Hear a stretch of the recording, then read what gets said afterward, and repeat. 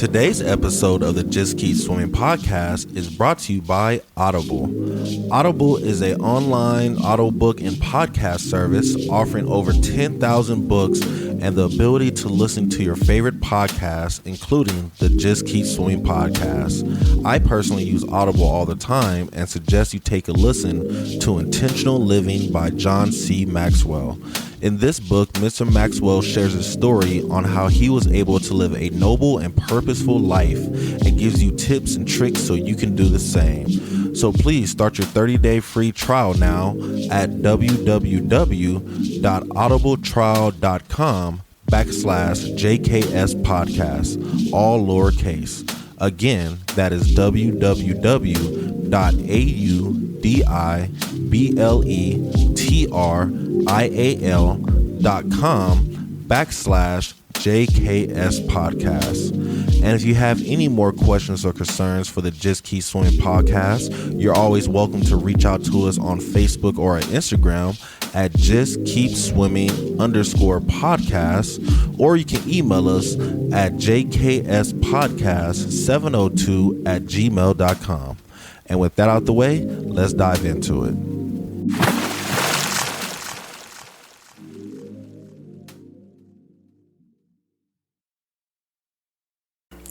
Good morning, good afternoon, and good evening, and welcome to the Just Keep Swimming podcast. This is your friend, your boy, your host, Mr. Adrian Jackson, and we back at it again with another great episode for you. And you already know who's with me. It's the man, the myth, the legend. It's Mr.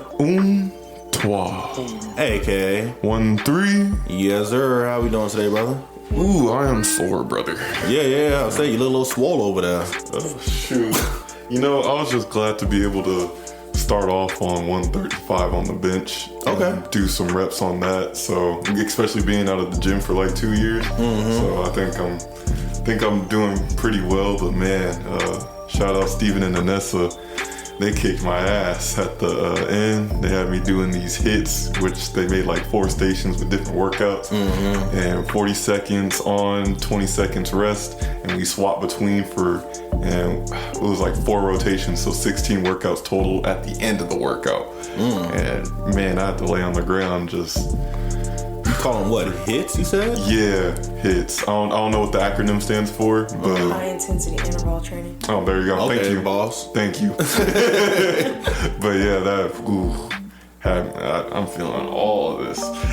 Okay, no, I like it. I didn't know there was a legit name for it. We call them supersets. Like, we just say, you do one set here and you keep going around, and you know, you have 5 things to equal 1 set, so we call it a superset. But I always heard supersets was just doing 2 workouts right back to back with no rest. It's just pump it out, go to the other one, pump it out, and then do that like however many sets you want. Oh, okay. Yeah. And then that's what I love about working out. There's so many different terms for everything. There's always so much new equipment too. Right. Yeah. Some stuff you've never seen before. Yeah. But what about AI help you work out? No. Technically. Give you a workout plan. Yeah. Okay. But no, bro, I've been good, man. Just hopping around still, you know, getting a little stronger day by day. You know, I was able to, probably not supposed to, but I was able to drive my right leg the other day. Nice. So that's been good. So I'm done driving my left leg. So, yeah. So I know she's about to say something right now, so let me go ahead and introduce her right now. Bring the microphone so she can go ahead and roast me real quick. Bring it back again for the 3rd or 4th time. 5th time? 5th time probably. 4th? No, we had twice with you, 1 with your brother. Oh, then maybe 5th. Yeah, I think it's the 5th time. So bring it back to the microphone again for the 5th time. It's been a long time. Good to see her face again. We bring back the amazing Shae. Shae, how we been today? I'm good. Thank you guys for having me. Yes, glad to have you back. Again. No, thank you for continuing to accept the invite. You know what I'm saying? You could have been like, nah, fuck them. I'm not going back on that show. You know, but you decided to show up still, so we appreciate you. Hey, everybody always has a choice at any time. Nobody's bigger than the program, okay? Yeah, I love that thought. You know what I'm saying? I love that thought, but there's a lot of people think they are bigger than the program, so I appreciate you showing up. So, you heard me saying I was driving my left foot. What you about to say? I'm thinking like, how did he do that? All right, so I'm gonna tell you how to do it. What? What you do is you tuck your right foot in, and you kind of like lay it on your side. and then you take your left foot and you have to like kind of like adjust this to your hips a little bit and then stretch it. Oh yeah, and then you kind of like drive with the side of your foot. At that point, I don't need to be driving. I mean, and then the beauty is, you know, we in my car is a 2021, so it's like I don't need that much pressure to get it going or to stop. So as long as I just tap it a little bit and start rolling, you know. And man, sometimes you gotta do what you gotta do. I get it. You gotta do what you gotta do, but I'm like, yeah, for me it ain't that deep. Somebody come drive me. Man. And then my problem is I'm too independent, so it's like, I mean, we are one and the same, so I know exactly what you mean. Yeah. So I probably would have tried the same thing too. Hey, I did it after I tore my Achilles or strained it. It's not tore because I can still feel it. So after I strained it, yeah, I didn't know how to get my car home, and I was like, Mom, I'm not about to have you drive me all the way home, drive somebody all the way back to grab my car to drive all the way back, because we was in Henderson when I tore it, and I'm like, yeah, that's doing too much. Yeah, let's thug it out. So you drove home left-footed with the 1 foot in the cast. I drove past about 6 cops. They just waved at me and said, "How you doing, black man?" I'm doing great. And bro, and I got all the way to the crib with no issue. Oh man. Yes, I'm loving it. But cool. Well, thank you for being with us again, Shae. We truly appreciate your company as always. I have a pretty good, interesting episode. I think all of us could pitch in on for sure. Definitely starting with the new year. We can do the whole new me, new goal setting, all that stuff. I'm like, that's generic. That's basic. Yeah. I'm cool. Yeah. So I kind of want to discuss self-sabotage. So as we know, there's so many people in the world that just obviously always self-sabotage themselves. They set themselves up for failure, as we always say. So I kind of want to discuss a little bit about what is self-sabotage, some examples that you guys may have. Have you ever noticed somebody else self-sabotaging themselves? And then how do we overcome the self-sabotage? Yeah. Okay. So the first thing I want to start off with the definition of self-sabotage. Self-sabotage is a pattern or behavior where you actively or passively undermine your goals, success, and well-being, often due to underlying issues like low self-esteem, fear of failure, or past trauma, manifesting as procrastination, negative self-talk, perfectionism, or destructive habits that prevent you from achieving what you want. It's a self-defeating cycle where you hinder your own progression despite consistently wanting to succeed. Yeah. Yep. Thank you, ChatGPT. Yeah, I was gonna say that wasn't a Google definition, just all right there. I was like, man, the AI. Yeah. But it encompassed everything. It did, right? I feel like it hit every button right there. Did y'all feel like it left anything out? No. No. Yeah, it gave me more than I even expected. Okay, good. So let's just talk about it a little bit then. Have you guys ever experienced self-sabotage at all in any way, shape, and form? With ourselves or with other people? With yourself first. Let's start with yourself before we start talking about others. Before we start talking about mamas, let's talk about homes. I want to say yes, definitely. Absolutely 1000%. I think we as humans do it naturally and we don't realize we're doing it. Yeah.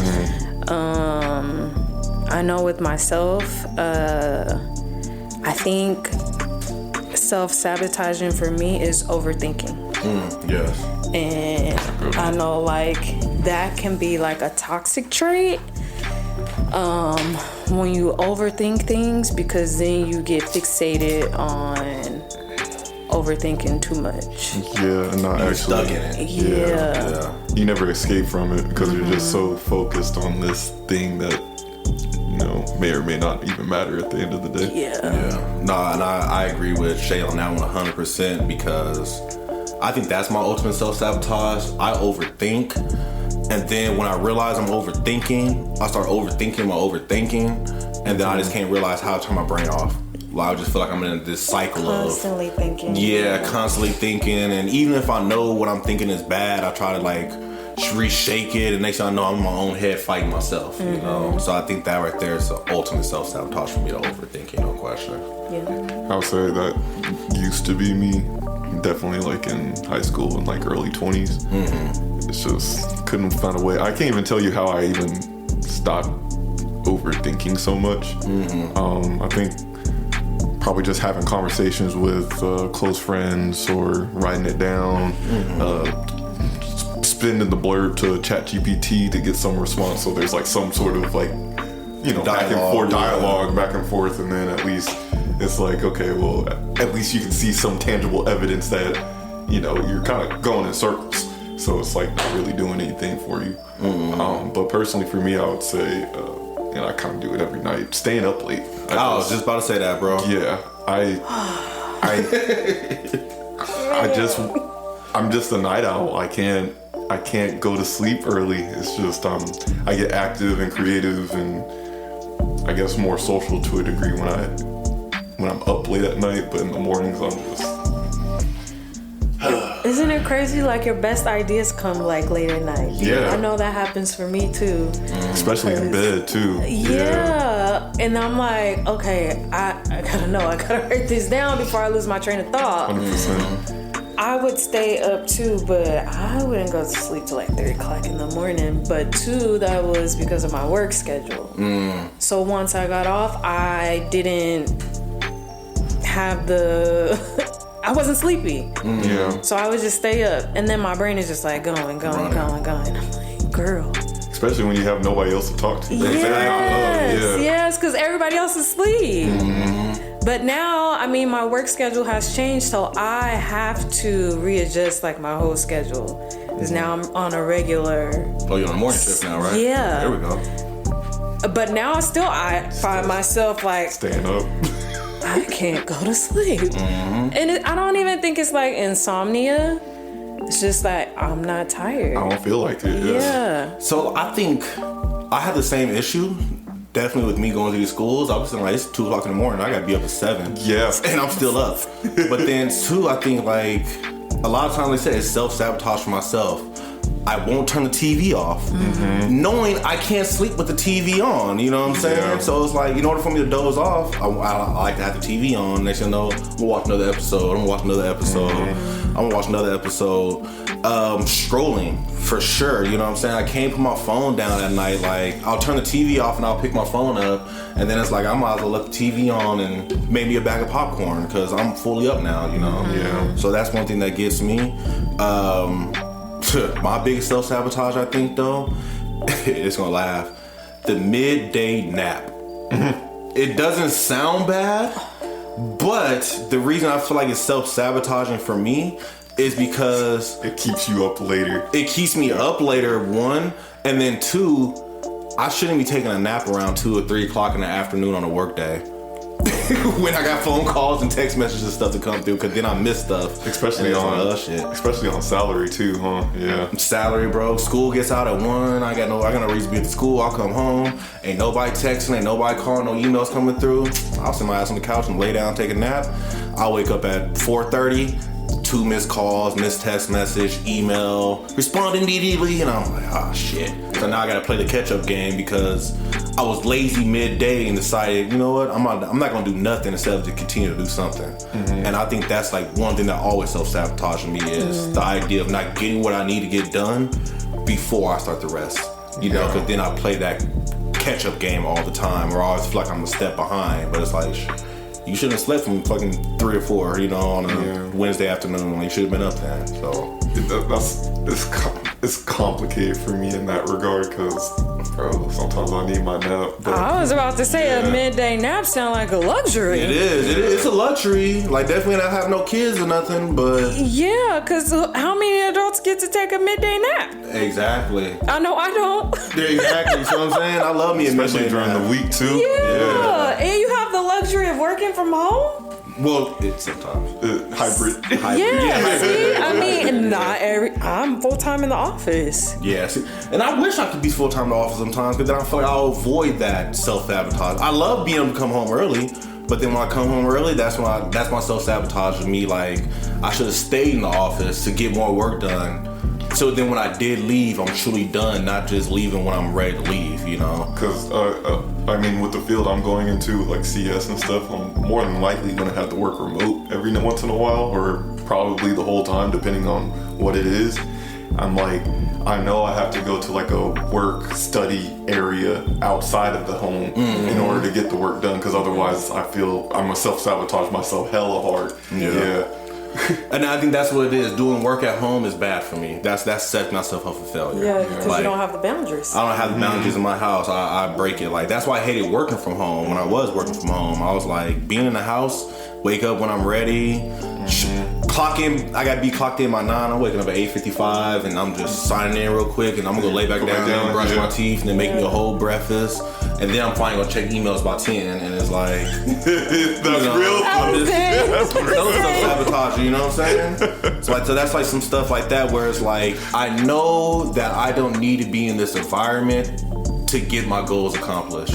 But me keep putting myself in this environment, hoping I'm gonna accomplish my goals, is setting myself up for failure. Yeah, you know. I get it. Because I can definitely relate to that. When I used to work from home, I couldn't wait to go back to the office. I even asked my supervisor if I can go back to the office full time, because I felt like I didn't have those boundaries to separate home from work. Because you think about it, you're at work before COVID happened. You're at work. You can leave work at work, and then you go home. Yeah. But during COVID, you had no choice but to have work at home. So I didn't have the boundaries to turn off work at that when it was time to clock out. Right. I found myself working off the clock. Really? After work. So I'm like, yeah, I need to go back to the office so I can leave work at work. But then after a while, going to that office every day, I was like, listen, I'm ready to work back from home, so I can clock in and go back to sleep, and then get up and do. It's like, I learned my lesson. I'm gonna do it right this time. Yeah, and do the work from home, like from the comfort of my home, and I can do other things around the house while I'm on the clock. Yeah. I mean, it works, but now back full time in the office, I don't have a choice. Yeah. I was gonna say an interesting thought that I had too about working from home. I feel like it works better if you're working at the house, not like an apartment or something like that, because I feel like there's not enough rooms to create like a boundary. Escape, bro. Exactly. Because I mean, my vision for whenever I get a house is like, okay, I have my bedrooms for either a roommate or my partner or whatever, but there's a designated room for work or producing or podcast or gaming and things like that, so I can just keep that in there, and outside I can just focus on other things. Right. Like an office. Like a house. Yeah, office. Yeah. And that's my issue. Like, y'all look over there and see my little work area. Like, it wasn't as dirty at first until I had to start working from home. And then after a while, I'm just putting paperwork on my table, and you know, I'm not eating dinner over there no more because it's gone. Right. You know what I'm saying? Because I ain't gonna lie, I just haven't got over there. Because when I get over there, I feel like, okay, there's something I have to do, something I need to get done. So it's like, when I walk in that little corner, it's like, okay, work mode. Let's get into work mode. Right. But again, I agree with you, like that gap, that extra space, that ability to take a walk, or the ability to, I hate sitting on the couch and hearing my damn Skype going off. Yeah. Or my, whatever the hell it's called, going off. Bing, bing. And I'm like, wow, I got a message and I got to get up. Or even too, with my job now. I hate when I leave early. I'm gonna get out here a little early for the kids, you know what I'm saying? And on my way home, my phone rings. And I'm like, fuck. Yeah. I should have stayed in the office if I knew he was gonna call me. Because now I gotta pull over, roll the windows up. It's cold as hell outside. Or it's hot as hell, but I gotta roll the windows up and, hey, yeah, what's up? Act like I'm at the school still and stuff. Right. Know my boss on the road already, but that's doesn't matter, you know, that self-sabotage. So, and then too, another one I want to talk about too, I guess, it kind of relates to me with trivia. I'm trying to beat this self-sabotage, but I keep falling for it. It's just not prepping before time.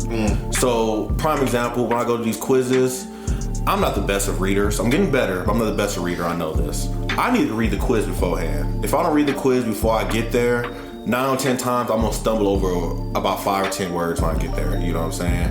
And I always, every time I get to that spot, when I stumble, I'm like, why didn't I read this earlier? Why didn't I read this last night when I first got the quiz? Like, why do I always wait until 5 minutes before the quiz to start reading it, you know? Procrastination, bro. And I procrastinate every time. I'll print everything. I'll have all the paperwork ready, but I just won't stop and just slowly read over it just so I can make sure I pronounce everything right. There's nothing there going to tongue-tie me or twist me up or nothing, you know? And it's that embarrassment that happens every single time that's like, bro, you keep shooting yourself in the foot. Like, you keep doing this to yourself. Like, they're not trying to trick you up and like, I'm gonna give the agent a hard quiz today that you can't. Like, no, that's my fault. I need to stop and read it beforehand and be like, let me prep myself, you know? Yeah, that's how I feel about doing the programming at school. Like, near the end of the day, it's like, me and my coworker just like, fuck, we didn't prepare like a presentation. Let's just do that shit real quick. But then, of course, there's always some kid that walks into the office while we doing that, distracting us, or a boss call and we got to do this now or something like that. It's like, damn, like we could have just did this at noon. At noon when I was sitting here doing nothing. Yeah. While I was sitting here scrolling, I could have been doing my presentation, you know? Procrastination, bro. That shoots me every single time. I feel like that's where I self-sabotage it too, procrastination, but I also feel like I work best under pressure. It's a weird cycle. Yeah. Like, because I know, like, I can do this now and wait till the last minute, and then once you finish it, you could be like, dang, I could have did that way earlier. It didn't take that long. I like the pressure. Like, I feel like that when I was in college, I can do it with pressure, but I hate to say this, life is starting to elevate to the point where I can't bullshit like I used to. Right. You know what I'm saying? That's true. Like a presentation, I can go bullshit a presentation to the kids. Like, let me find something they don't know about. I can talk about this for 20 minutes and they gonna think I'm the deepest person in the world, you know? But when I got the PowerPoint slide on the TV screen and I'm supposed to be reading what's on the screen and I get to the name Annabelle and I say enable and they like Annabelle and I'm like, oh shit, thank you, you know? But it's like, damn, I just embarrassed myself. I could have been prepped for this, you know? I could have Googled this before I got here and pronounced it correctly, you know? And it's like, that's something I can't even do under pressure. It doesn't, that's one of those things, like, pressure don't mean nothing. Like, how do I explain it? I can't like make it up under pressure, so it's like I can't really with certain things, but I feel like in certain aspects, like you can work under the pressure. You can procrastinate it, but certain things you're like, nah, I gotta get this done. I gotta get it done because I can't wait till the last minute. Like, I know, like with me, like when it comes to work, I know I can't procrastinate with certain things because I got deadlines I need to meet. Exactly. But in my own personal life, if there are things that I don't have to do today, I'm gonna put it off until I can't put it off no more. And then I'm like, okay, I could have did that a long time ago. That's how I feel with school, because I only have 2 deadlines: Thursday to submit the discussion post, and then Monday to do the assignment for that week along with my replies. Man, Tuesday, Wednesday, and like the early part of Thursday, I ain't doing shit. But when I get home, I'm like, fuck, I gotta do that. And then don't do nothing else for Friday, Saturday, Sunday. And it's like, okay, I gotta learn to, I do work well under pressure, but I gotta have the pressure have the pressure provided to me rather than allowing the pressure to seep in, if that makes sense. It does. Yeah, and the easiest way is probably just chunking it. Like, let me just do 2 chapters while I'm at work, not doing anything, and then okay, that's done. So now I have fewer to do if I'm going to procrastinate, and then that makes that part easier on that Monday rather than trying to do like 16 chapters and then do the final summative assessment all within that one night when I only have like, I get off at 4:30, so realistically getting home at 5, and then up until midnight just to get all of that stuff in, and I just shoot myself in the foot. About fighting a nap the whole time. Yeah. I love that. So, I think you already started off, Donovan, so you might as well just keep with the flow then. What has your self-sabotaging experiences taught you about yourself? I like to wait until the last minute. I like to prioritize other things okay, let me backtrack. I just realized that, and this may be true for everybody, that I put time into stuff that I really like and enjoy, but when it comes to the stuff that I technically don't want to do, but I have to do in order to, you know, live life, pay bills and all of that stuff, I kind of just want to push it off. Like, naturally a job, again, leave that at work. Or hopefully, like, early jobs that you have doesn't really require stuff like, you know, let's say working at a restaurant or a pizza shop. Like, there's nothing you have to do incrementally throughout the week to get that job done. And I think I'm stuck in that habit still, rather than, okay, well, there's things that have to be done during the workday by this date. Let's try to just take a piece at a time and work towards it. So it's just not so heavy. But it's just I'm just struggling with getting past that barrier. And I think that also comes into the fact that I stay up late, so then I wake up tired, and then I'm trying to wake myself up, and that doesn't happen until halfway through the day, and then, yeah, it's just, Vicious cycle. Vicious cycle, yeah. Understandable. What about you, Shae? For me, I can say that Sorry, she's scared to say it. I get in my own way. That's, for me, that's what I've learned about self-sabotaging. Like, I get in my own way. That, with me overthinking things, and I would say sometimes fear will set in, like fear of failing and not reaching my full potential. Right. So I'll get in my own way, and sometimes, like, with certain situations, like, I'll talk myself out of it because of that fear. Yeah. That's a real one. That is a super real one, because I feel like that a lot of times, where there are things I feel like I could do, or opportunities I could have grasped, but because, like you said, overthinking, fear, not assuming I'm not good enough or I'm not whatever this enough, I just don't attempt it. And then it'd be like, I'd probably shot myself in the foot. I probably could have did Exactly. that. You know? And that's exactly where I be, because I feel like there's like so many things that I could have done. For instance, like with my whole, when I was working out consistently, we'll start there. When I was working out consistently, and I was, I went through this whole training to be a cycle instructor. The whole training. I completed the training, and all I had to do was submit my submission video. And I got in my own head. Really? I did. I literally completed everything. I got in my own head when it came time for me to submit the video, and I was like, I can't do this. Like, why though? Why'd you feel you couldn't do it? That's the thing. You don't know. I don't know. Damn. I do not know for the life of me to this day. I'm like, why did I do that? Why? Like, I knew the choreography. I knew, like, my cues. I knew everything. I completed the whole training. And it wasn't something like I didn't know. I think, honestly, sometimes with me, it's the fear of the unknown. Because, I don't know, for some reason, I feel like I have to be in the know. And if I don't know, anxiety sets in. And I'm like, what the? That's real. Like, what's going on? Yeah. I don't know. No, and then I look back and I'm like, dang, I could have did that. You hella could have did that. I know. Like, and then, you were in the line to do it. Like, you was ready to do it. Everybody was waiting for it. Shit.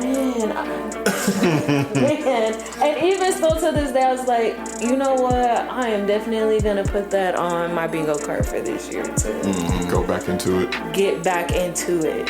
Right. And maybe it might lead me down a different path to where I might find something else that I want to do. But then I also feel like, too, and not that you need people to validate the things that you do, but you want that support behind you.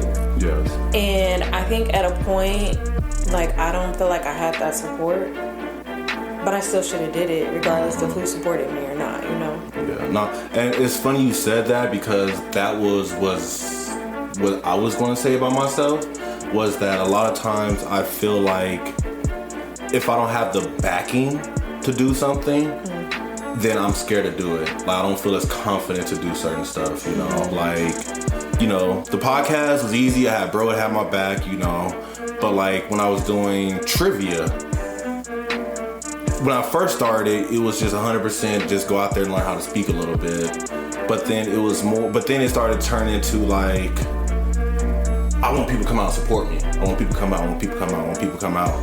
And I noticed that when my family came out, I probably went a little harder than when it was just nobody, when there was nobody I knew in the bar, you know? And I kind of felt like that self-sabotaged me a little bit with the first bar that I had because I didn't care as much, you know? But I had finally got to the point of, it was deep because it was like, when I was at the first bar, you want to turn that off? You're good, bro. At the first bar, I was getting a lot of support, but I was a terrible trivia host. You know, like this person, I knew I was trash. At this new bar, I'm a great fucking host. Everybody loves me, but it feels like I can't get the support I want for some reason, and I don't understand why. But then it's getting to the point of like, fuck them. You know what I'm saying? I don't need that support. You know, these people keep showing up to come watch me host trivia, and these people keep coming. You know what I'm saying? I keep coming here every Wednesday or every Tuesday, and I walk in, ain't nobody in this bar, and then by the time I look up at 6:50, it's a packed house. And it's like, I must be doing something right, you know? Yeah. So let me not let the non-support of others stop me from what I'm doing, you know? And like, that's how I felt with the podcast for a while too. Like, I was loving doing it, but for a while it was like, I don't think nobody even realizes what we do, why we do it, how often we do it, you know? Like, back to trivia.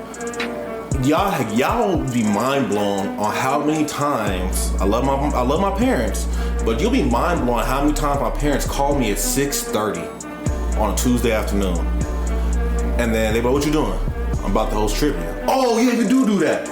"Dad, we do this every single week. Like, you should know by now. I do this every Tuesday.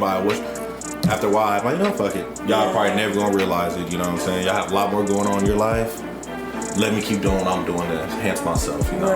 You know? But I kind of feel like me always trying to please others or always trying to be on good terms, not want to hurt feelings or whatever the case may be, made me sabotage myself. Like, I could probably be a lot farther in life if I spoke my mind better or if I say what I wanted to say in that moment, or, you know, as they say, broke that heart when you need to break that heart, you know what I'm saying? Instead of you trying to mend whatever you're trying to mend or drag along, like, I feel there's so many things in life that I could have done, but because I was afraid of what people would think, afraid to speak up, afraid to be judged in a certain way or manner, that I just stopped. And I just, you know, went back into my cave and was like, you know what, F it, I guess this is the world we want to be in, you know? Yeah. So I think that's something that really stopped me. I would say in the past, I think that's something I've been working on over the past like 2 years. Just doing shit. Like, I don't care if you got my back or not. Yeah. Like, I don't need your validation. Your validation should be a result of me just pursuing what I wanted to do in the first place. And even if that still doesn't come, like, there's still billions of other people out in the world that may find that, but that's not going to stop me from what I'm doing just because this is what I want to do. I didn't ask the collective.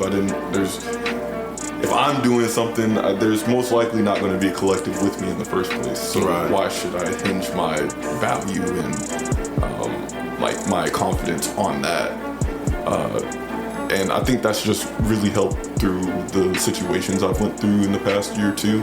It's just, you don't have to like it. I'm not expecting you to. You don't. It would honestly bother me if you're trying to just force your way in there because of XYZ rather than the fact that you're actually interested. Right, genuinely. Genuinely. I want a genuine interest, exactly. I want the genuine support. That. So, again, I was telling you this, I think, was it last week? Or something, but like, fuck them.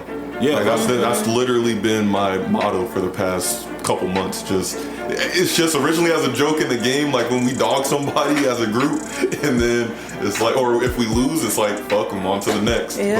But literally, fuck them.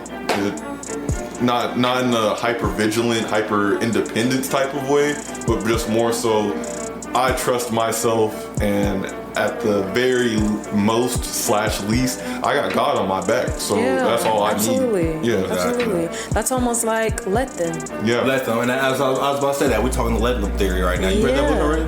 I have the book. You have the book? I haven't read it. You haven't read it? But I listened to Mel Robbins' podcast, so like I resonate with the let them theory. I went and got it tattooed on me.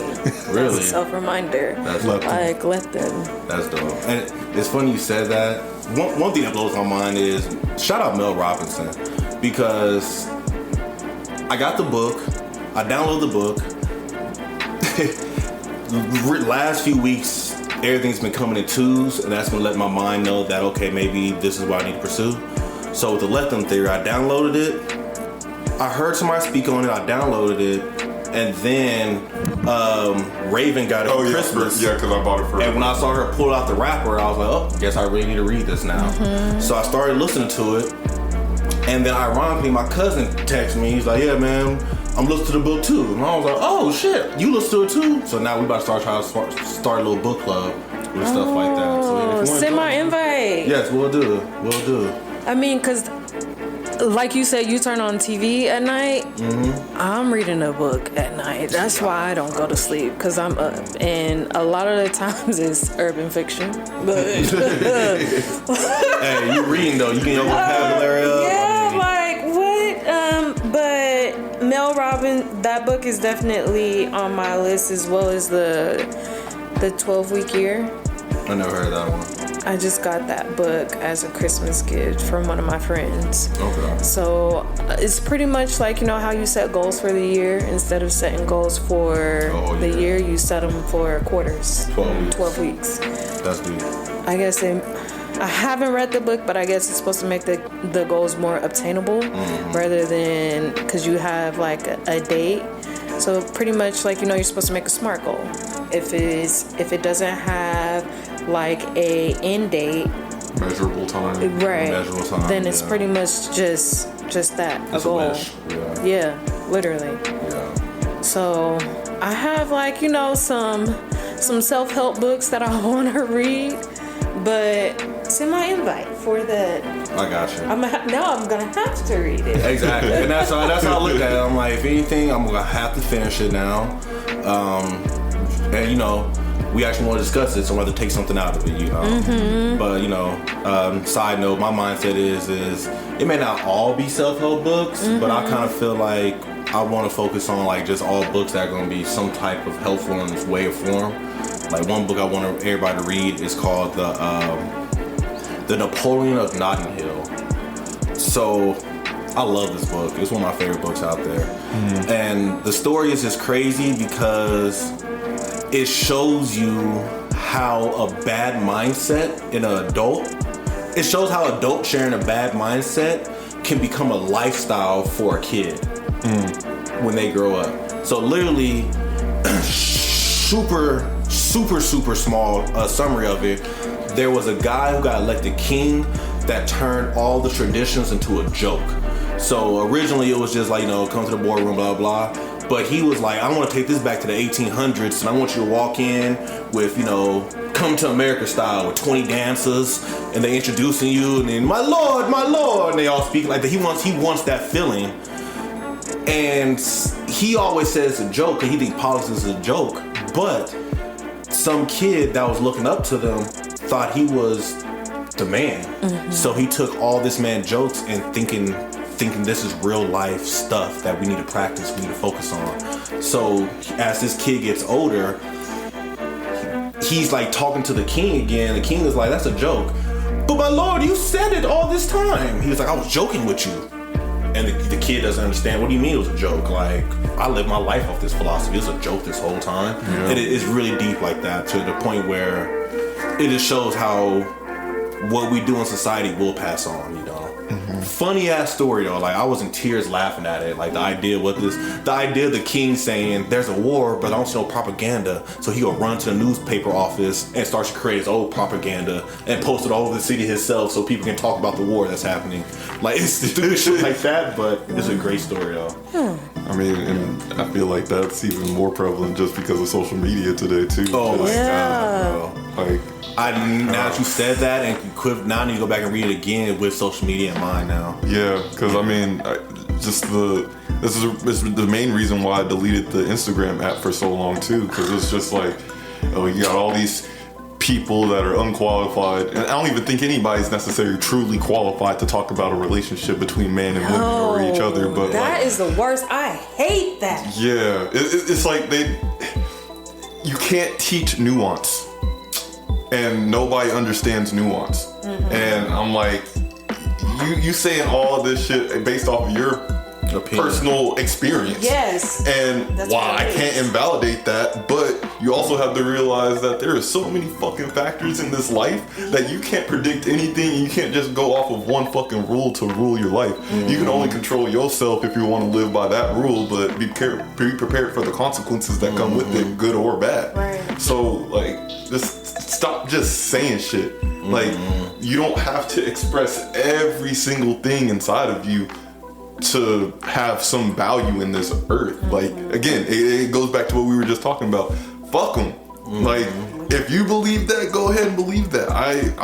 We can all have opinions on it, but that's their self-sabotage of I need to be validated. Yeah. You know what I'm saying? I need somebody to agree with me. So if I post on social media about hoes ain't shit, at least somebody in this world gonna jump on here and say, I agree, they not. And now you have a little negative community being built. And it's like, that's the world that we in though. Because you've had somebody that has had that experience in some form or another, and they take it and they run with it. They take it and run and say this is the law. Yeah, but it's like, you've had that experience doesn't mean like, okay, do it again.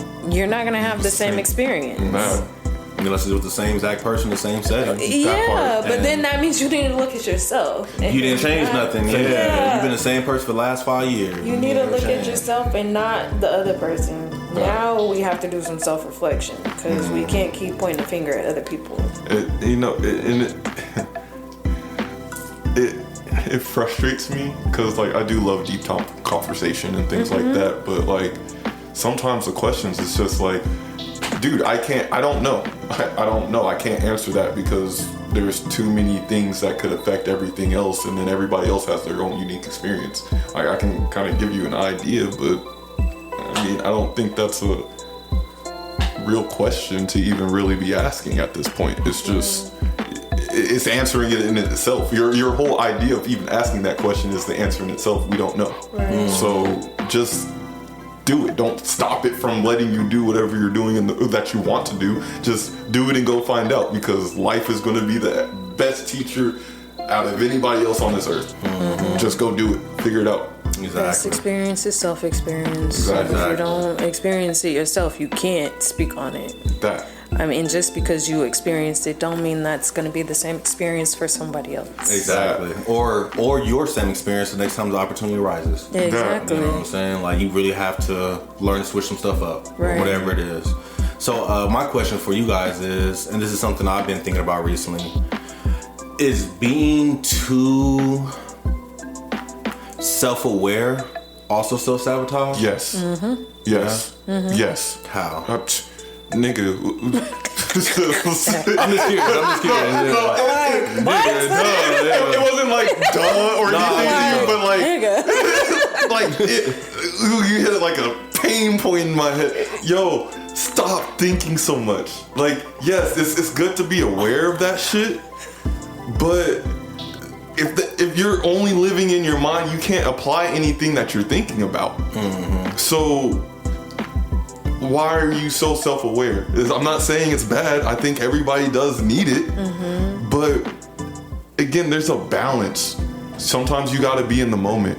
Sometimes you gotta be present in the moment rather than thinking about, oh, what this could mean because this happened, blah, blah, blah, and then sitting in that. But then what are you doing? You're you're up on the couch thinking like, blah blah blah, rather than noticing that A, B, is C or synonymous in this situation. Okay, let me just take the gamble and go on it. But when you're just when it's taking up so much of your time to be self-aware and asking yourself questions and then just noticing yourself doing shit, like it takes away from whatever you're going to learn in the first place. That's why, I mean, I don't know, biblically, right? It's like, yeah, meditate, think on these things, but there's a time and place for everything, as Professor Oak said in the old Pokemon game.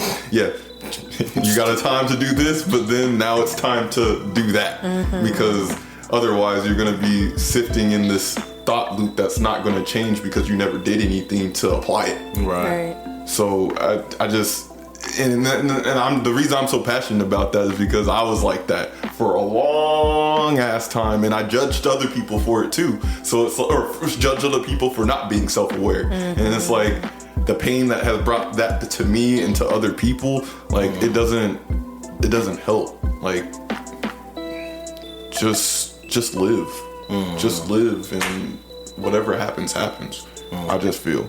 Yeah. I mean, I said it from the beginning, like overthinking for sure is self-sabotaging. But to be self-aware, sometimes you are just in a space to where you're too self-aware. Yeah. But then, like, you have people around you that aren't self-aware. And then for me, myself, I find myself like having to catch myself for judging other people that are not. Yes. And then I have to realize, like, everybody is not going to move as I move. Exactly. Or they're not going to do things as I move. So I literally always find myself like having to take a step back. And I'm like, well, if you do it how you want to do it, I'm going to do it how I want to do it. Whatever works for you. Yeah. Let them. Literally. Let them. Because I can't control, I can only control myself. And me being self-aware for me is me recognizing, like, okay, I got to take a step back and let them just do them. Yeah. Literally let them. No, and it makes 100% sense. And I was just curious because sometimes I feel that me being too self-aware of certain stuff is what self-sabotages me. Yeah. You know what I'm saying? Like, I'll probably give an example now. I can't think of an example. It's hard to give an example. I've been trying to think of like a concrete one for this whole bit. Look. Yeah. I'm gonna give you an example right now. For example, let's go back to trivia. I will come to a word and I don't know how to pronounce it, and then it's like in my mind I'm knowing like, oh fuck, you about to stumble. You know what I'm saying? And then I guess I will read it the best I can, but then I will naturally stop after the word, waiting to hear somebody say some shit. Yeah. You know what I'm saying? Hey, dumbass, it's this, not that. You know, I'm waiting for the yell out. Yeah. You know what I'm saying? And then sometimes when it doesn't come, of course I'll finish the question, but in the back of my mind, I'm like, did I read it right? Did I not read it right? Are they just like, this nigga can't read and we're used to it by now? Like, what was the case, you know? And next thing I know, I'm in this time, too much time has went past between the next question because I've been so stuck in my head of like, why didn't they call me out on me pronouncing this wrong? But yeah, the reason I asked is too is I've been going to my counselor and I feel like that all the time. Like, you know, maybe because of this, and then I'll be talking to her and I'll say something about, I know I should do this, but then I don't want to do that because and then I know I'm juggling, and she's like, you gotta stop. You know, you're fucking juggling between yourself, and now you're not moving because you keep going back and forth, back and forth, back and forth.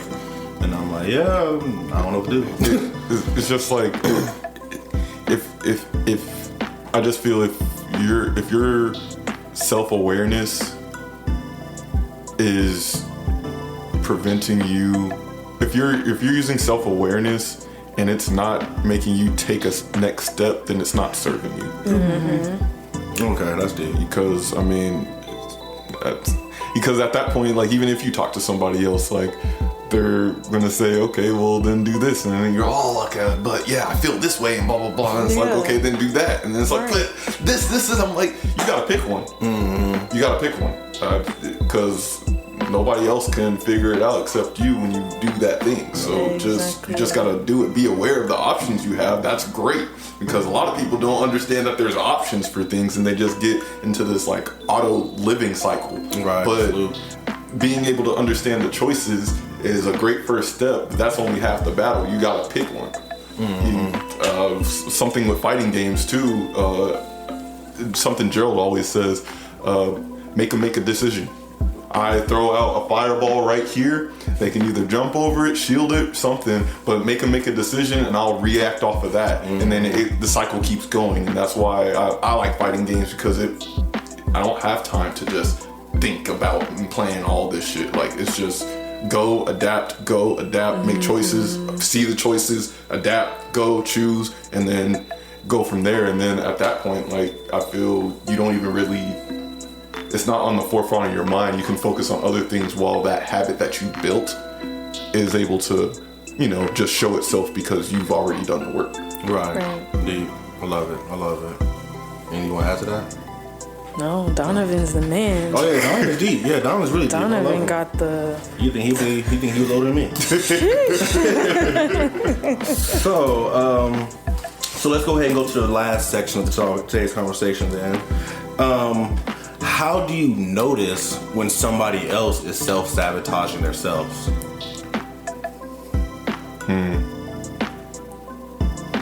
I think I see it a lot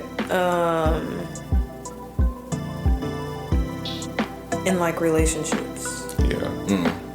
When I see it in other people. Or when people doubt themselves or don't see their full potential. I think that's when I see it. When I see people that don't see their full potential, that's when I see it in my kids at work. Because of how society is today with the kids.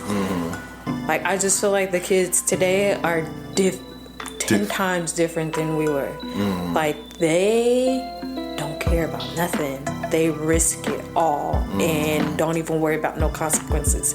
I feel like when we were younger as kids, we feared of what the consequences would be, or feared getting in trouble. They don't have that. So I see a lot of self-sabotage in at least the teenagers that I work with, and self-sabotaging in like relationships, like when it comes to like thinking, because you're comparing this current situation to the past. So now you're projecting, and now you're bringing baggage over to this situation. That last part's a big one, because it's like past like the beginning stages, it's like, okay, talk about your trauma and blah blah blah, where you come from. Let me see where you're coming from as a person. But when you keep bringing up, oh, I acted this way because of this, blah blah blah, and it's like, okay, well, when is that gonna not affect you to the point where you're giving that as an excuse? Right. I understand why you feel that way. You've told me already, but what are we gonna do about it now? Because this is a whole different. There's a whole. You recognize it. I see you recognize it, but you just gotta do something about it, and because otherwise you're just gonna be shifting in the same thing again. Literally. Right. And I've gotten to the point where I'm gonna let you do that. Like, I can't. I'm protecting my peace. Like, I love you, but I can't bring myself down anymore to try to save somebody that is refusing to just take that step in the first place to get where they want to go, because they have the ability to do it. And you said it, but then you double back on it later in a conversation. And it's like, okay, well, you're kind of squandering your own potential. Because they want to sit in the trauma. And not want to progress and take the step forward to change that. Yeah. I mean, you can have trauma all the way down to when you were a child, or even your last situation, but recognizing that, okay, this is a new start, this is somebody new, this is something different, at least put forth the effort to bring change to the table and not carry that with you. But that can be a challenge within itself for someone who has not healed or went through that process to heal, you know? Like, because you continue to carry it, or you don't give yourself the opportunity to sit with yourself. Because you jump from one situation to the next. And you just continue to keep carrying it and carrying it and carrying it. Like, I think that people as a whole should learn how to sit with themselves. Because, I mean, a lot of people don't know how to sit with themselves. They have to be around people all the time. Like, you find it uncomfortable to be by yourself. You find it uncomfortable to go have dinner with yourself, to have lunch with yourself, to go to the movies by yourself, because you don't know how to be by yourself. That's real. That's 100% real. I fully agree with you. Like, I see that. You see that at school for sure. Like, you'll see that one student, their friend call out, or not call out sick. It's don't come in because they sick today. But that student look like a lost puppy. Right. You know, they be sitting there looking so sad, like they got nobody in this world. I'm like, there's another 1,000 kids here. You can't find, you got one little homie to hang out with? Like, or just be happy doing your own thing. Yeah. Like, I mean, shit, like, this whole break has been mostly by myself. All the niggas that I game with, they either couldn't have access to play, or they're just out of town or something like that. So, hey, I took that. I'm happy. Like, at least I have no obligation to be on by this time, and then I can get off when I want to. I don't have to answer to nobody at any specific point. It's just, I'm just chilling. And I just went through a breakup, so like, that also gives me time to just feel and go through the motions. Like, yeah, maybe I'm mad one day for a split second, and then it changes to numbness, and then sad, and maybe I want to shed a couple tears or whatever, but hey, at least I can get that shit out rather than having to have somebody hear it or something like that. Sometimes you do need it, but if worst comes to worst, you got you. Right. So get used to you. Right. I definitely can relate to that, because I can say when I went through my last breakup, I did not tell anybody that I was even considering the breakup or that I broke up with that person, because I didn't feel like I needed or wanted people in my ear like validating my decision, because at the end of the day, like, this is what I wanted and this is what I needed for myself. So I didn't need to go out and broadcast it like, hey, I broke up with this person. No, like, I honestly had the time to sit with it. And you know, sometimes when you go through situations like that, like, you kind of grieve, because it's like you lost the person that you thought was there, and it wasn't that person. So I feel like I had that time to grieve before I even announced it, put it out there, or anybody even knew that I had broken up with this person. And by that time, I'm like, that's old news. Right, like, exactly. Can we move on now? Build, you ready to go? Yeah, like, I've had the time to sit with this by myself and not have outside voices or outside opinions like, oh. Stay strong. I gotta take my medication, audience. To sit with it. So, I get that, Donovan. I can relate to that. But also, me personally, I like my solitude. Right. I don't mind, like, being by myself, because sometimes, for me, I get overstimulated. Like, I get socially drained. When people want to talk, I'm like, okay, can we just chill? That. Nigga, yes. Bro. I'm like, I don't mind having the company, but can we just chill? Do we have to talk the whole time? Like, come on. I'm okay with somebody that gets me and understand me. Like, me and my cousin are one and the same. Me and her took a whole cruise together, and it was so peaceful because we get each other to where she like, I don't need to entertain you, you don't need to entertain me, but we're here together. And we can do our own things without having to tug the other person along. Like, if you want to go out and go to the club, go ahead. I'm going to stay here and read. Or if I want to go to the bar and watch football, I'm going to stay here in the room. She's going to stay in the room. Mm-hmm. Like, I'm like, I can't. Can we just turn off talking, please? Mm-hmm. Just for a bit. Yeah. Can we just chill? Can we just appreciate the presence? Yes. Other than that, then it's like, because I don't really talk much. I talk when I want to. Other than that, then I'm just happy to be in the room. Way. Yeah. Otherwise, it's small talk, and now I don't really like small talk, so I don't really have nothing to say. Really? Yeah, I hate small talk. What is considered small talk? How's the weather? How you been? Blah blah blah. But it's like, it's more of a. I would put it in this.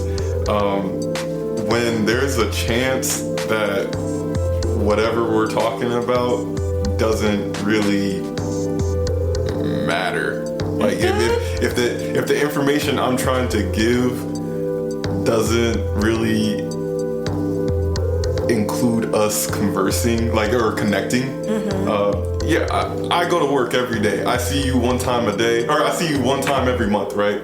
And then we're just talking about the work. Well, I didn't call you every day to talk about work. This isn't really connecting us in any fashion. Like, let me see what your mind's about. Well, how are you feeling about your adventure going this way, or blah blah blah. That's like deeper conversation because I'm getting to know you at your base. But like small talk is like, okay, the weather's pretty crazy, or oh yeah, this happened at work, blah blah blah blah blah. I'm like, okay, like. I feel like small talk is like filler conversation that's leading up to something that you actually want to ask, but you're just trying to find a way to tiptoe to get around to it. And I'm like, okay, what do you want? Get to the point. Like somebody that hits you up out of nowhere. You haven't talked to this person in years, and they're, how you doing? How's life? How's this? How's that? Okay, what do you want? Right. Get to the point. We haven't spoken so long, right? Exactly. Like, why are you here? What are your intentions? You could have said something like, hey, I thought about you one day, and I just honestly want to see how you were doing and what's life been, because my life's been a little crazy, but I just want to catch up and connect. What's the point of the conversation rather than, hey, what you up to? Oh, really? Blah, blah, blah, blah, blah. I'm like, okay, well, get to the point, because it's not that I don't want to hang out with you, but like I need a purpose of talking, because like, other than that, I'm just chilling. We're not just gonna talk about random shit right now, because I'm gonna be like, no interest at all. Interesting. That's crazy. You're not like that, Adrian? Well, I guess I know I have different background, of course. So personally, if it's small talk, I'm probably doing it as I'm walking, so I'm not really stopping for small talk. Like, I'm trying to picture myself in the school right now. So if I walk by Miss Francine's desk, I'm like, hey, good morning, Miss Francine. How you doing today? Doing good? Oh yeah, the weather's crazy outside. But I'm already walking out the door. You know what I'm saying? So like, it's small talk, but it's more like just passing by talk. Yeah. But like,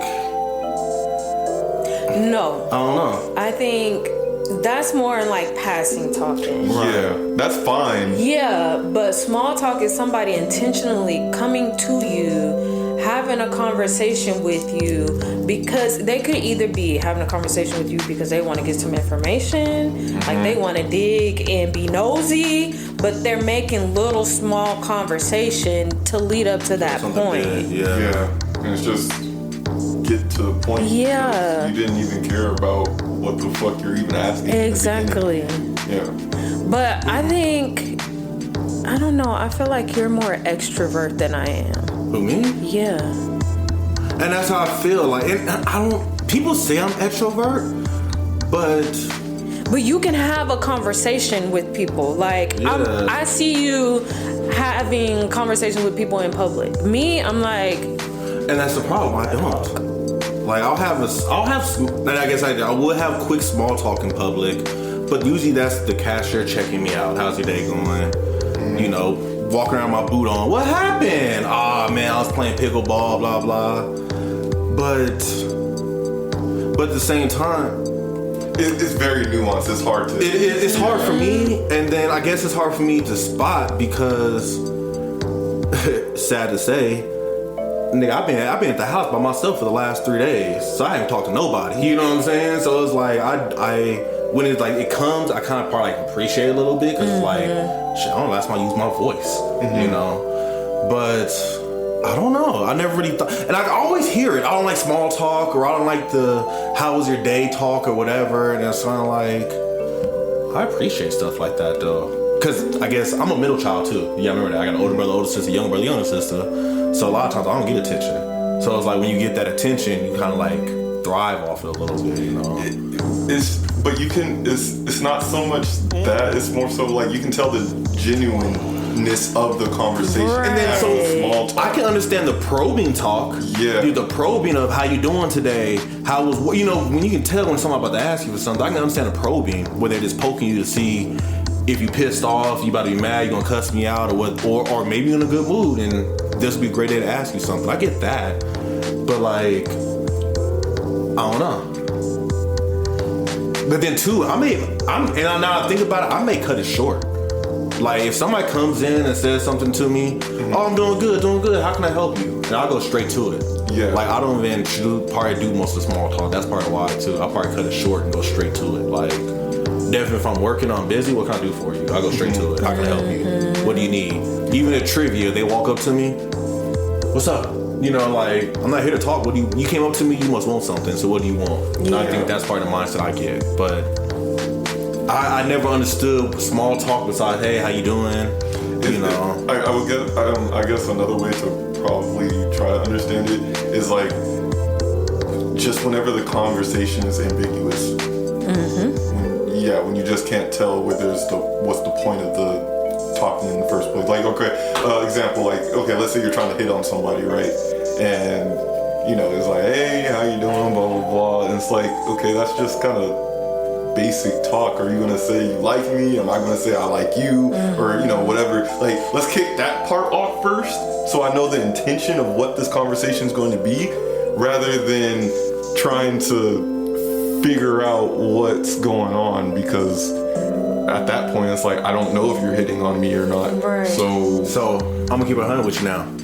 I kind of think, because what you're saying to me is still like probing conversation to figure out, is it okay for me to ask this right now or not? Yeah. And I personally feel like that may come from, not to say abusive household, but abusive child, you know, a childhood where it's like that, where Traumatic childhood. Yeah. I'm not sure if I can talk to my dad right now because he may be pissed and I can ask him for a bottle of water, he could blow up.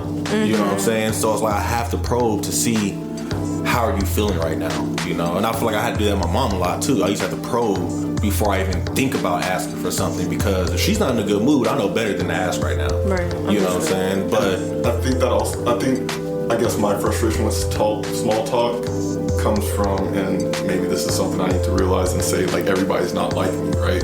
But no matter the emotional state that I'm in, I'm always treating people with respect, and I'm not going to blow up on you for no reason. So just ask me the point so I can get back to wherever I'm at and like process whatever's going on, rather than like dragging this out because like, hey, there's something I need to do right now. Yeah, and you're taking up a lot of time, so let's just ask it. I'm not going to be mean if we have to have the small talk, but it's going to annoy me a little bit. Just get straight to the point so we can move on. And then if you do want to talk later, let's talk later. Mention that, say that. But other than that, if it's just ambiguous and you're delaying it, for me at least, it's just this conversation's not going anywhere. It's not going nowhere. Yeah. Right. And I can understand that when it's like the conversation ain't going nowhere. You just, you know, hey, how you doing? I'm good. And you? I'm doing well. Yeah. And then it's like, okay, we just... Right. Yeah, what you thinking about? What you doing? What you wearing? But to piggyback off of what Donovan said, like, I get that because you can see how the conversation is going if somebody is giving small talk to lead up to something else. And that's, like he said, like, it annoys me because I'm like, okay, what do you want? Because at this point, like, I know you're hitting me up for a reason. You believe. And now I have to come out and say, what do you want for you to say something? Yeah. When you could just be straightforward and be like, hey, this, and this, instead of like trying to tiptoe around it to lead up to it. Like, I get like checking in on somebody like, hey, how you doing? And having a genuine conversation because you genuinely want to know, but not asking because, okay, let me check her temperature. Yeah, how you doing, bro? Oh, is that good? Oh, yeah. You got anything else going on? I need a ride. Right. I'm like, you should start off with that. You should have just started off with that. Yeah. You're wasting my time. Like, exactly. I thought this was a genuine conversation, but now it's not. So like, so now I have to shut you down and be like, no. And you know what? So now here go my self-sabotage now. Now I'm starting thinking about it. People probably learn they have to come at me like that with small talk first to warm me up to ask me for something. Because if you just come out and ask me something, it's probably gonna be a straight up no in a heartbeat. Yeah. You know what I'm saying? I ain't gonna think about it. But if you talk to me, act like you genuinely concerned, and then all of a sudden you ask me what you're looking for, I'm gonna have my guard's gonna be more down. It's gonna be like, okay, like I'm gonna be like, no, you only hit me up because you wanted something. It's like the kids at work for me, because they come in throughout the school day before programming, and I know them kids want snacks. Yeah. They want snacks, but oh, how you doing, Mister? Blah blah blah. Oh, that's good. You guys do anything for the weekend? Oh yeah, okay. And then it's like their responses aren't even like addressing what I just said to them. It's just, oh, can we have a snack? I'm like, yeah, I know that's what you want. Just come in and like at least say hey. But yeah, just go get a snack, because otherwise I'm gonna say no. Like I see through you. I know what you're trying to do. I used to be like that with the kids. When they would come to me and I know they want something, like I would just call it out before they even ask. Mm-hmm. Like the kids would try to hold small talk and I'm like, you want a snack? Yeah. So that's what it is. Cause I tell the kids vice versa. Y'all motherfuckers just walk in. Name motherfuckers. Y'all just walk in here and just be like, can I get a snack? Nigga, you ain't see how my day is going. You don't know how I feel right now. You don't even know if this is a good time for you to come and ask. You just walk in here and ask straight for a snack.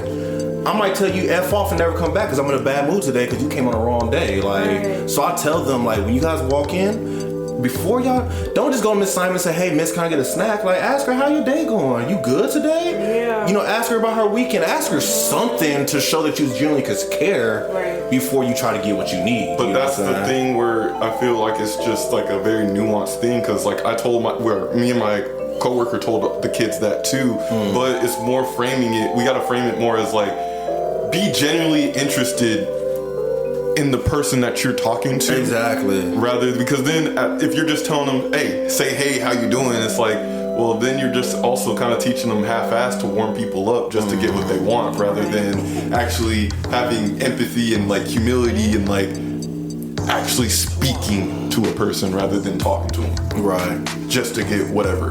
Yeah, and then that's the thing too.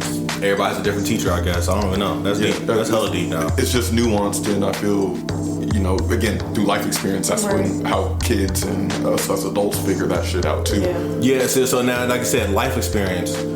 I went in there to ask my mom, hey mom, what's for breakfast? And she kicked all of us out the house. Oh, wow. You know what I'm saying? Yeah. If I would have stopped and said, hey mom, are you okay today? Are you feeling all right? Do you need me to help you out with something? Can I help you it'll probably be a different situation. But I got kicked out the house multiple times for literally asking one question at the wrong time. Yeah. You know what I'm saying? Hey, what's for breakfast? Can we go to the movie?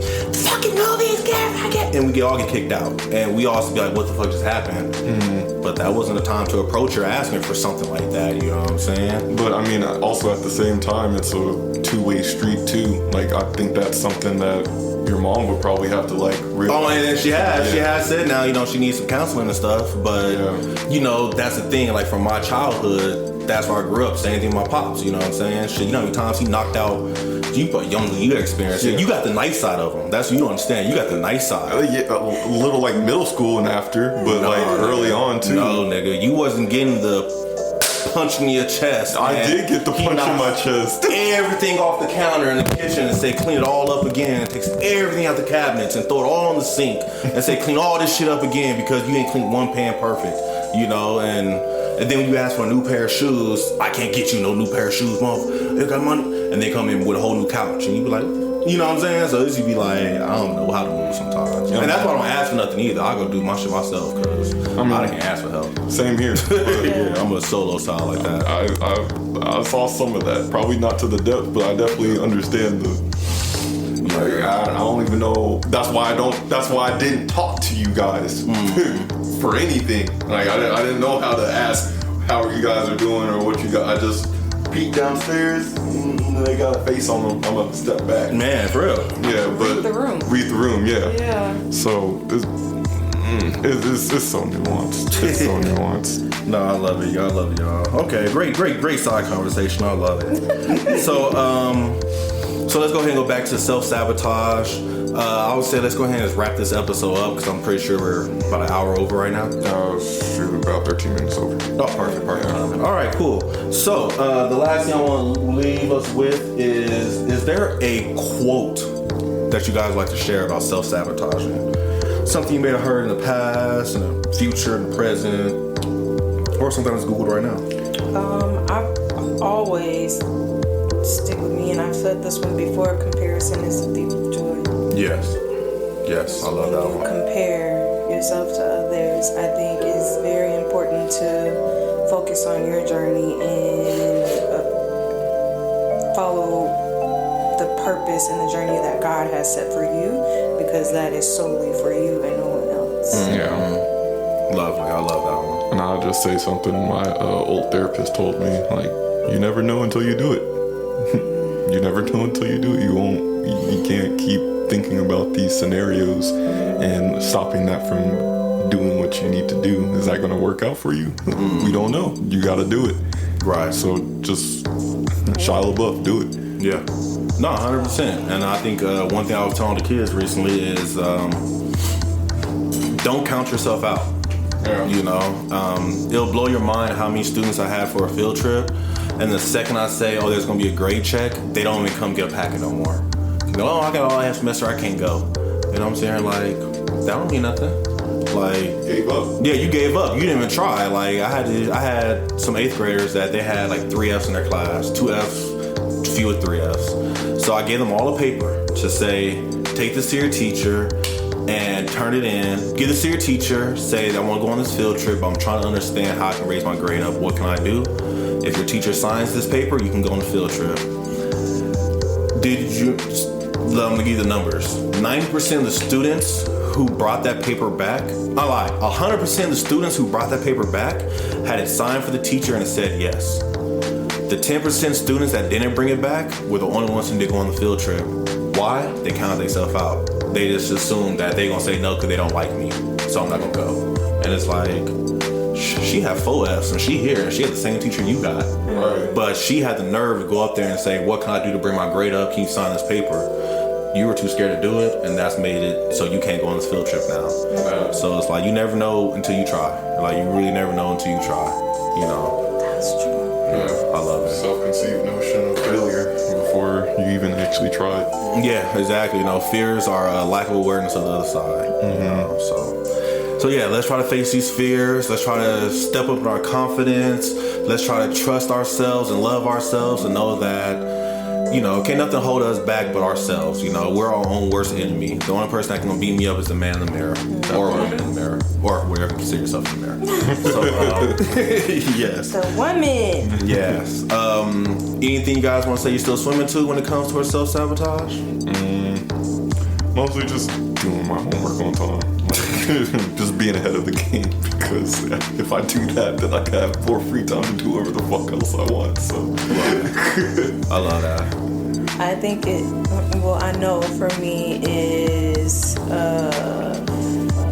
just had it. What the hell? felt that. Self-sabotaging, strong phone. Self-sabotaging. For real. What the hell? You know what? Discipline. Discipline, I like it. Mm-hmm. Perfect word. Discipline, that's exactly where it needs to be. I like it. Not self-sabotage myself. Yeah. So yeah, so for me right now, it's just going to be, honestly, I think right now it's just preparation and execution right now. So recently, sadly, like I had this book for a whole 2 years, so I'm just now getting back into it. A vocabulary builder, so I can just practice reading, get my vocabulary up, and I'm trying to read every word out loud for once. So just start to set myself up, because they always say there is no luck. It's just being prepared for when the time does arrive, That part. So that's how I just want to do is when the time does arrive, whatever it is, whatever it may be, I just want to be prepared for it. So yeah, when they do ask me to come and voice a new character on this cartoon, I can be ready to read my lines without saying, wait, line, how do you say this word? And I'm going to change up the script a little bit so you can pronounce everything. Like, nah, I want to be smooth and fluent with this. So yeah, that's what I'm just doing right now, just prepping myself and getting ready. All right, it came back to me getting out of my comfort zone.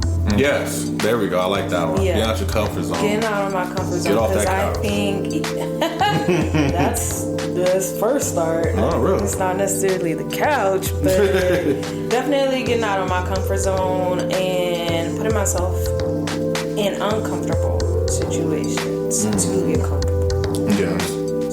I like that one. Yeah, I think that's the best one for sure. Like, not saying you on the couch, but I forgot what I heard. They was talking about, what was I listening to? I was reading something recently and he was talking about it's just so much easier for you to sit on your couch than to actually get up and do what you said you wanted to do. Because once you sit on the couch, you're comfortable, you relax, you don't want to do nothing. It is so much easier for you just to sit there than to actually get up and put on your gym clothes and ride down the street and go out to the cold. Like, I'd rather just sit here. So, yeah, push yourself. I love it. I love it. And that's exactly what I'm doing. I'm trying to just push myself and read better. So, by the end of 2026, I can be a narrator for something. I would love to do the Animal Network, Look at this lion. Lazy king of the jungle. That's something I don't know. Honestly, that was kind of perfect. Who, me? Yeah. Oh, I can be great narrator. I could foresee you being like a Audible narrator. Too, yeah. Audible. I was always thinking Audible. I kind of want to be like the George. Freeman. That's what I was thinking. His last name ain't Freeman. What's his first name? Ooh. Foreman? No. Freaking Bruce Almighty. God. Morgan Freeman. Morgan Freeman. Yeah. There we go. Yeah. I don't know what George. Where did George come up? Yeah, I'm talking about the Morgan Freeman, the Animal Network. I was gonna do the whole. You mean George Foreman? No. I just want to be the one to. Yeah, I want to narrate the animal channels. We have a pack of cheetahs. Live in savannah. I was want to do stuff like that, or just like the ghetto narrating or something. I'll do that. This episode of Dragon Ball Z. Yeah, I love to do that. So we'll get there. But ladies and gentlemen, thank you guys all so much for listening to another great episode. Miss Shae, Melisha, whatever you want me to call you, thank you so much for coming out again and being with us again for great vibes, great energy, always great insights, and we truly appreciate you always, Shae. Of course, you guys are welcome. Thank you guys for having me always. Always, yeah. And allowing me this platform. Yeah. And a positive aspect and not, Bullshit. what you see on social media. Yeah. Oh yeah, we can sit here and talk about drama all day, but what's the fun in that? Yeah, no. Yeah. And then mind you, you're our first episode of 2026, so congratulations. What? Yes, we're recording Thank early you for a reason. guys for having me. Yes. Let's start off with a bang. So 1-3, Yes, sir. welcome again. Of course. Yep, it should be a good year coming up, you guys.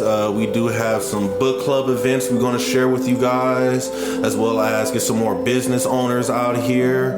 And then we also are looking into another podcast studio so we can get you guys some videos so y'all can see our lovely faces, because 1-3 hair is getting long and y'all need to see this drip. Yep. So, It's for sure long. I need to get some retwists before then, but yeah.